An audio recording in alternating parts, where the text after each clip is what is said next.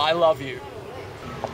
Okay, so the purpose of this, as a social experiment, I am going to simply say the statement for free, I love you, to as many different people as possible, depending on who obviously approaches us, who we can get to come to the mat and join us in the statement, I love you.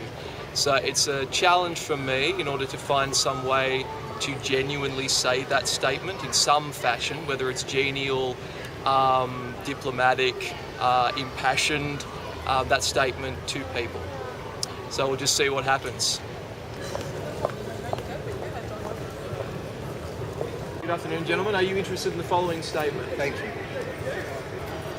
Excuse me, sir. Are you interested in the following statement? Love is so difficult. Love is a difficult prospect, I think, for people these days. There hasn't been a greater concentration of artists in the one spot since ancient Athens. It's a wonderful That's true. city. Yeah. So you... Basically... This isn't the government keeping tabs of it. No. Good afternoon, gents. Are you interested in the following statement? Thank you. All right. I love you, gentlemen. Thank you. So kind. Love you too. You're welcome. I love you. Thank you. We all love each other. Excuse me, sir. Are you interested in the following statement?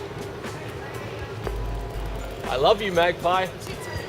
I just wanted to say that I am absolutely, passionately in love with you.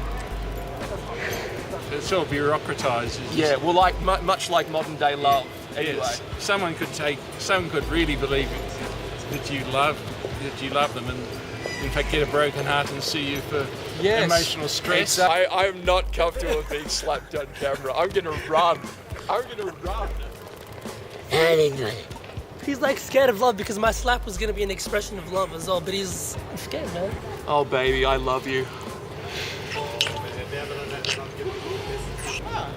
It's interesting. People have been a bit cagey about it.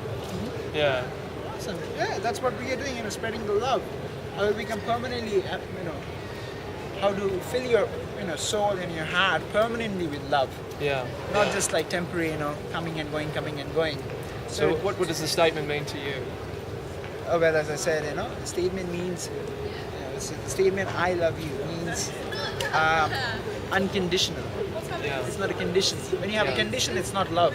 Sure. Because love is unconditional. Yeah. That's what the yoga books are actually teaching, how to love unconditionally.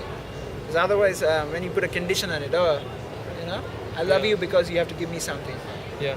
That is not love. That becomes lust.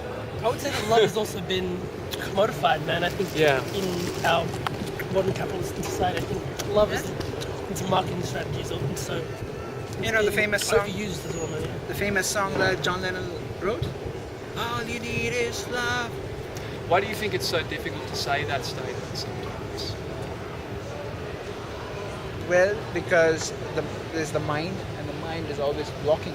Yeah. The mind is always causing obstructions caused by the senses. But it's not acceptable into love in some things, but it is acceptable into love other things, Yeah, like what you were just describing with your cousin, like a really grotty, dirty picture of a toilet. Why can't we have as much affection and as much love for something like that as we do for like pictures of like kittens and like ferrets getting caught in washing machines and stuff like that? Well, the reason is because of the psychological negation that we give out in feces and stuff as in children, It's like, even though it's kind of like our first gift into the world, The Swami who translated this book, he was friend with George Harrison. George Harrison was practicing this ancient form of yoga and meditation. Now they were big fans of transcendental meditation. Transcendental meditation, exactly. Transcendental means which David Lynch is was obsessed with that as well. Yes, he is. Yeah. Transcendental meditation means which is beyond the realm of religion. Yeah. It's not an institution. It's not an institutionalized form. It's non-sectarian. Yeah. So that is transcendental. It is non-sectarian. It's not dividing between you're a Hindu, you're a Muslim, you're a Christian, you're a white person, you're a black person. It sees everyone with equal vision. And like you say, I mean, even as our mutual friend Joe Dorowski has often said, artists like who are like stymied, if they want to get out of that rut, they often just like literally paint a tile with their own feces. But it's like, I think it's taking something from yourself and I guess the usual connotation with it and inverting that, making it something like a work of art. But it's also like valuing whatever comes from you.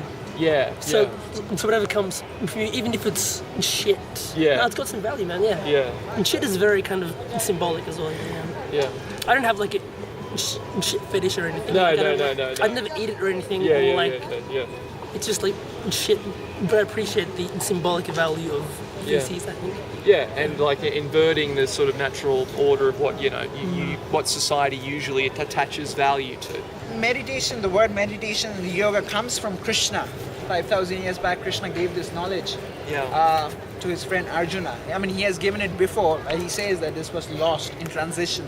Because it was oral message, so it was lost in transition. Many people would argue that but a lot of things have been lost in transition. So he had to speak again. 5,000 years back, he spoke the Bhagavad Gita again, and that's when it was written in Sanskrit.